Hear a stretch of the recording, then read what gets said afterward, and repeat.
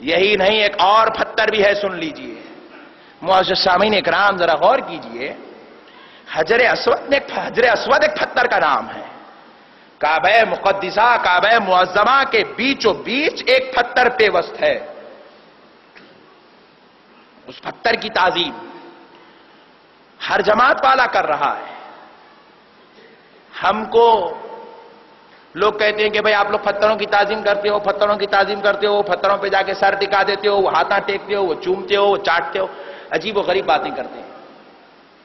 پھر آپ حجر اسود کو کیا کر رہے ہیں؟ ہر جماعت والا، چاہے کسی بھی کفر یافتہ فتوے والی جماعت کا ہی مولوی کوئی کیوں نہ ہو، حجر اسود کو چومنا اپنے لیے عبادت سمجھتا ہے. سمجھتا ہے کہ نہیں سمجھتا بھائی؟ ہر جماعت کا مولوی، ہر جماعت کا آدمی حجر اسود کو چومتا ہے. ہم نے پوچھا حجر اسود کو کیوں چوما گیا؟ جنت کا پتھر ہے، اللہ نے جنت سے بھیجا ہے، جنت کی دنیا میں ایک نشانی ہے.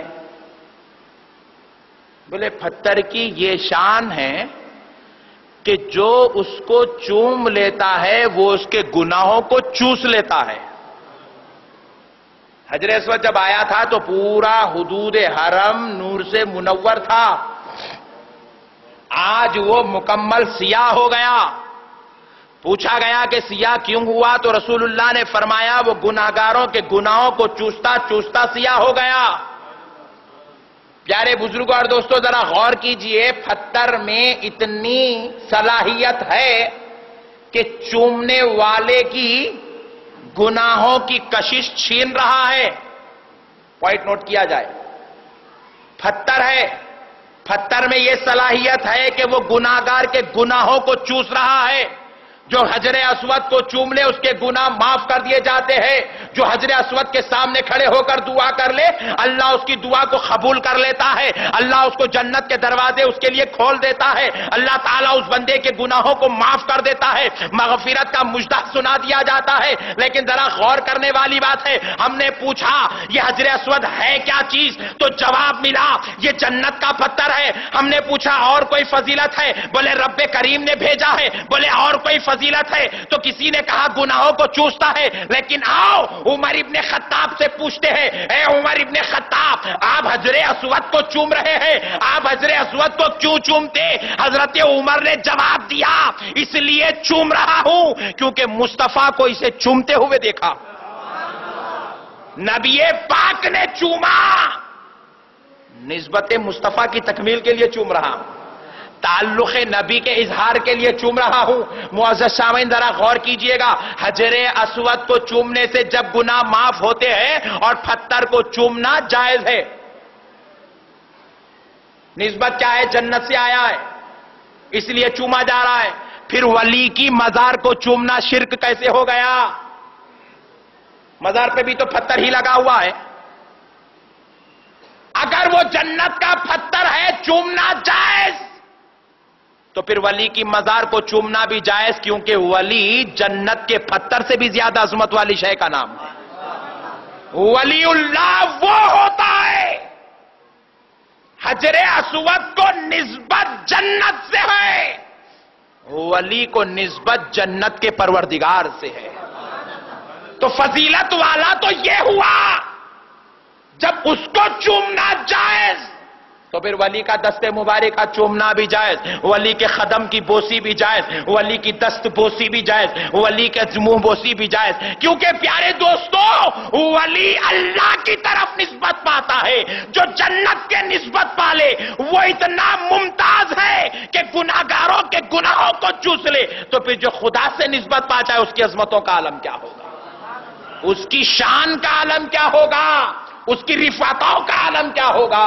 اب دیکھیے یہ اسلام ہے جو پتھروں کی تعظیم کروا رہا ہے، اور کوئی مسلمان اس بات کا انکار نہیں کر سکتا، اور اگر انکار کر دے تو پھر وہ مسلمان رہ نہیں سکتا. کوئی یہ نہیں کہہ سکتا میں حجر اسود کی تعظیم نہیں کروں گا، کوئی یہ نہیں کہہ سکتا میں صفا مروہ کی تعظیم نہیں کروں گا، کوئی یہ نہیں کہہ سکتا کہ میں مقام ابراہیم کی عظمت قبول نہیں کروں گا. نہیں کہہ سکتا. کرنا لازم ہے. اگر نہیں کرنے کا بات کیا تو اسلام سے خارج ہو جائے گا.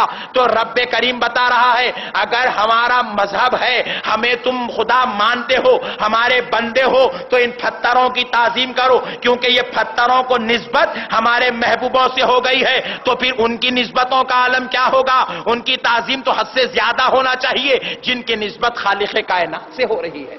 اللہ رب العزت سے نسبت ہو رہی ہے تو ان کی عزت, ان کی عظمت, ان کے ادب, ان کے احترام میں تو حد درجہ اضافہ ہونا چاہیے. اب آئیے ایک اور پتھر کی طرف لے چلتا ہوں. معزز سامعین کرام قربان جائیے کہ اللہ رب العزت لوگوں کو توفیق دے, لوگوں کو ہدایت دیے کہ اللہ نے ایک کعبے کا گھر بنوانے کا حکم دیا تو 1,24,000 پیغمبروں کے دور میں جب جب ضرورت پڑتی گئی نبیوں سے کعبے کی تعمیر رب نے کروائی, اور اب بندوں کو حکم دیا گیا کعبے کی عزت کرو.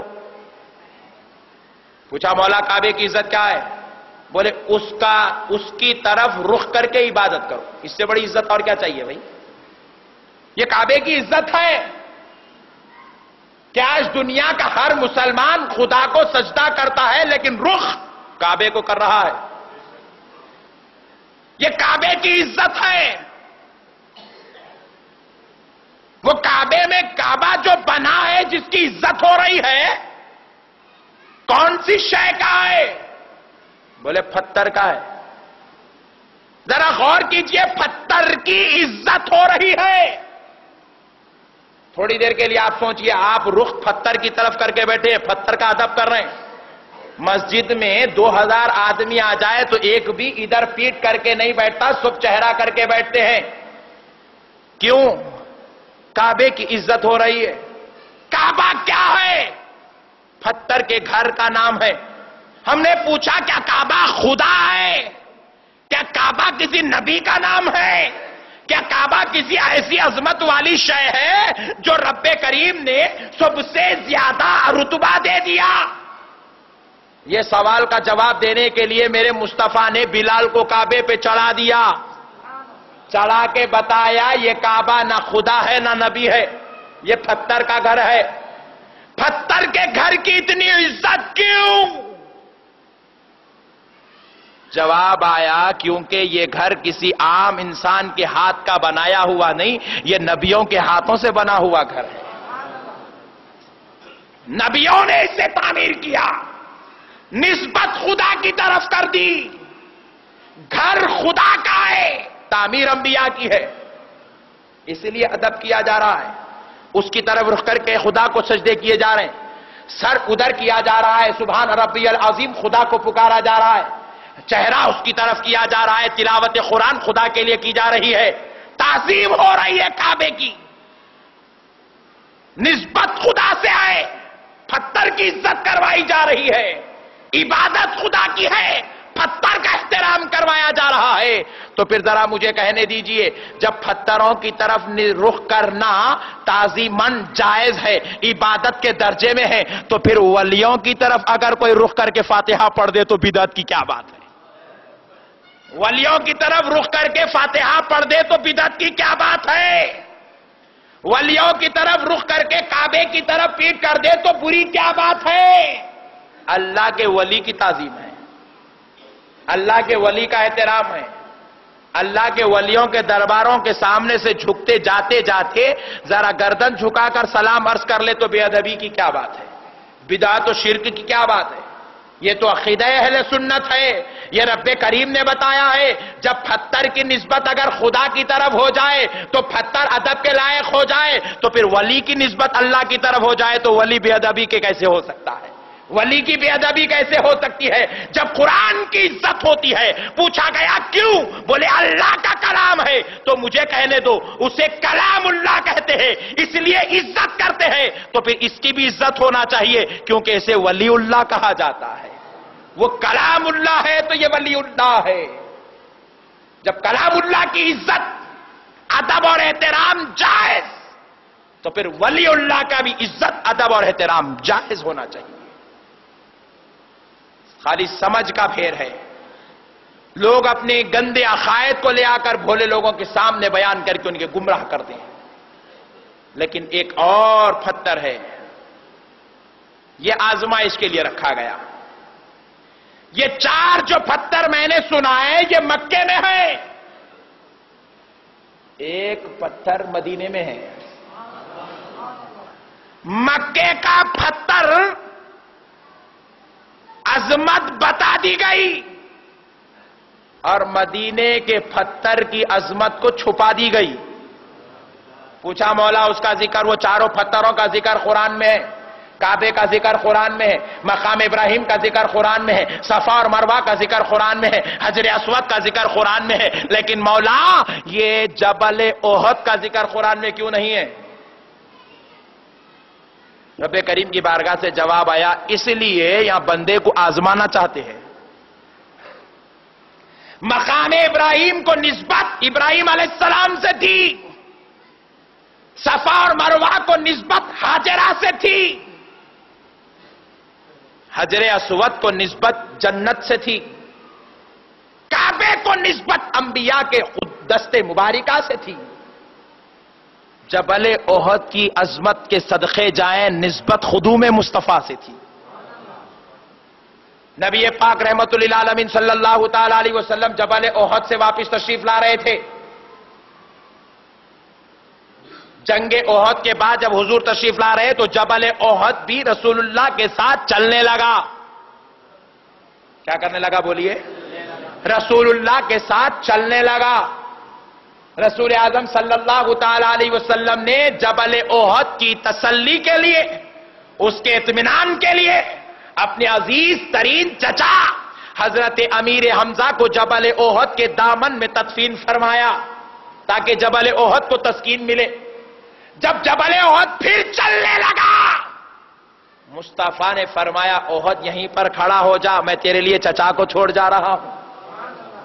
کہا احد کھڑا ہو جا. احد بے چین اور بے قرار ہو گیا. کہا یا رسول اللہ میں آپ کے ساتھ چلوں گا، آپ کے ساتھ رہوں گا. رسول اللہ نے فرمایا تو دنیا میں میرے ساتھ رہے گا یا جنت میں میرے ساتھ رہے گا؟ عرض کیا یا رسول اللہ جنت میں، دنیا میں، جنت میں، دونوں جگہ بھی